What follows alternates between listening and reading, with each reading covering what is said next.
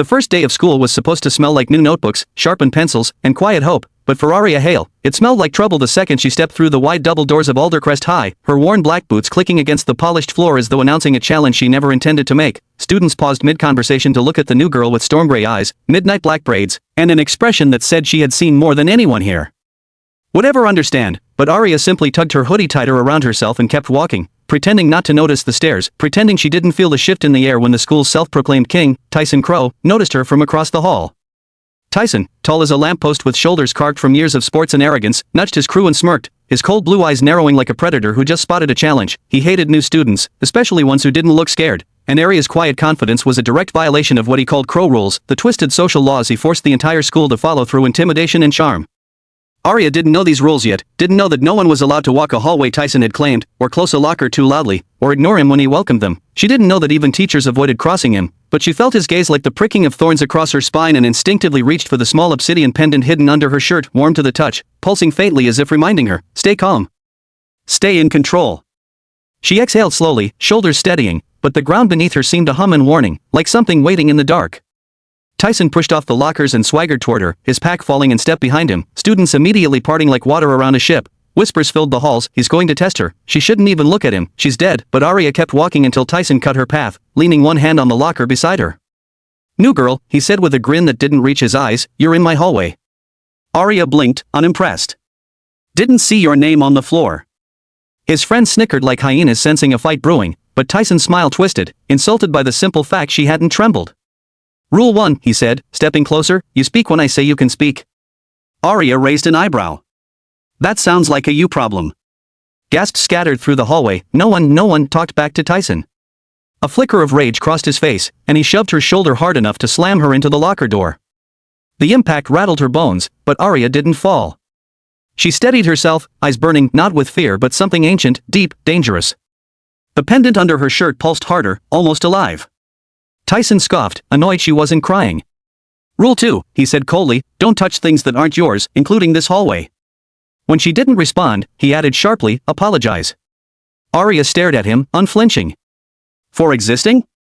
Tyson's jaw clenched, he wasn't used to being denied, let alone mocked. With a sudden explosive movement, he shoved her again, harder, fists bunching like he wanted to go further, but Aria's eyes briefly glimmered gold, just for half a second, unnoticed by everyone except the creature hiding in the shadows of the lockers, the one who had followed her to protect her.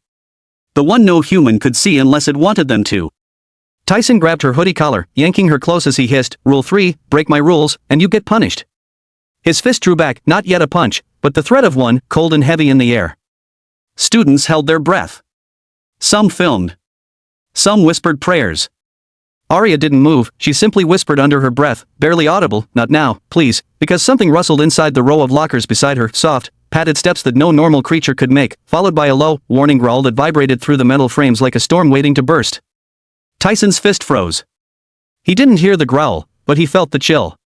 He frowned, confused, but before he could speak, Aria's pendant throbbed like a heartbeat, and something ancient, enormous, and protective stirred behind the vents, golden eyes blinking open in the darkness, watching the bully who dared lay a hand on its chosen girl. The hallway was a battlefield of echoes and wide eyes as the midnight panther, Aria's silent shadow, her guardian bound by a pact older than civilizations, stood between her and Tyson's gang, its massive form materializing from the lockers in a ripple of black mist, for shimmering like liquid moonlight. Students screamed and stumbled backward, phones dropping, hearts racing, because the beast was enormous, taller than any lion, leaner than a wolf, muscles coiled with ancient strength, its golden eyes burning like suns trapped in darkness, and every breath it released rolled through the hallway like thunder.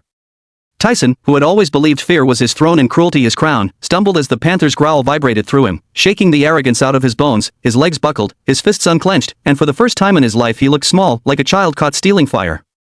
Aria stepped forward, placing a steady hand on the panther's shoulder, her presence somehow calming the storm inside its chest. She wasn't afraid, not of the creature, not of the crowd, not of Tyson, because the bond between her and the guardian ran deeper than blood, forged on a night she barely remembered but would never escape.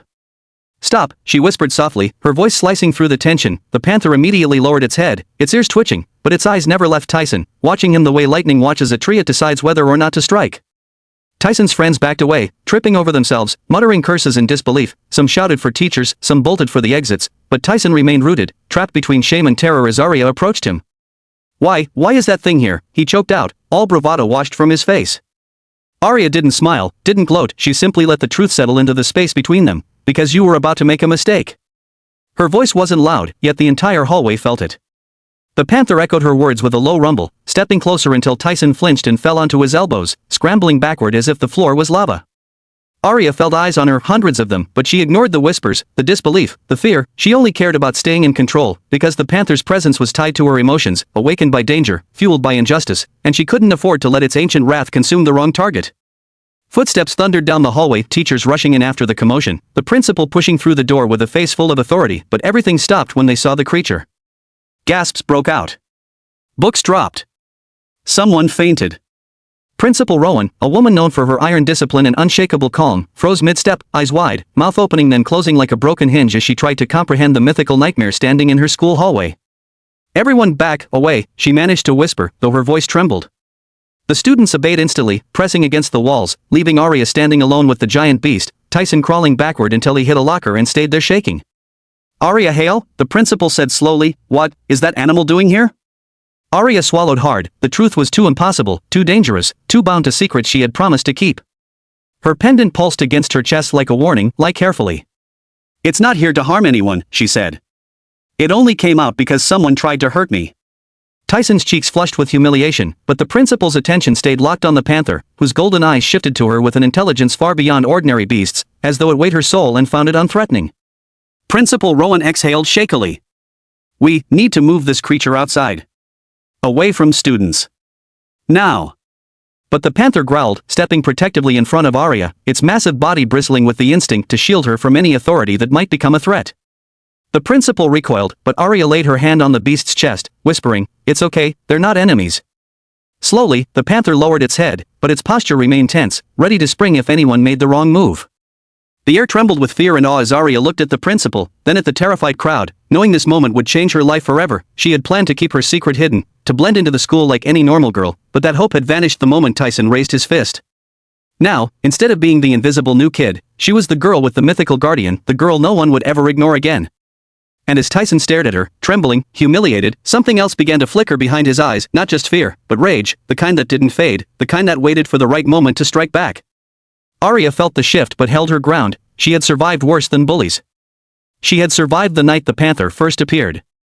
And deep down, she knew this was only the beginning.